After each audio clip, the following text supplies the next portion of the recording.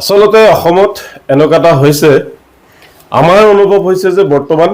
BJP চৰকাৰৰ শাসনত মুছলমানৰ জীৱনৰ মূল্যতকৈ মুছলমানৰ আত্মসন্মানতকৈ জীৱ জন্তু গৰু ছাগলীৰ মূল্য বেছি গৰু ছাগলীৰ আত্মসন্মান বেছি হৈছে যি মুছলমানে ভাৰতবৰ্ষ স্বাধীন কৰোঁতে লাখ লাখ মুছলমান ইংৰাজৰ হাতত শ্বহীদ হ'ব লগা হৈছিল যি মুছলমানক ইংৰাজে ফাঁচি দিছিল গুলি কৰি হত্যা কৰিছিল বিভিন্ন ধৰণেৰে অত্যাচাৰ চলাই স্বাধীনতা আন্দোলনত মুছলমানসকলে দেশখন স্বাধীন কৰিছিল বৰ দুৰ্ভাগ্যৰ কথা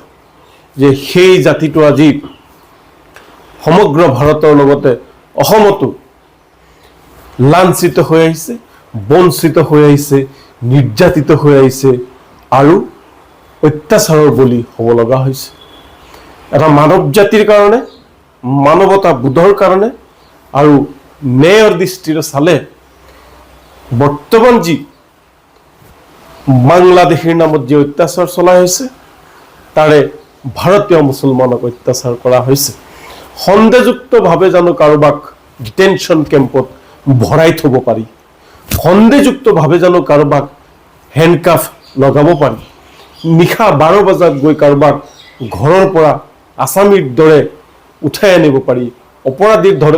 দৰে জানো কাৰোবাক উঠাই আনিব পাৰি এয়া হৈছে কোটি টকীয়া প্ৰশ্ন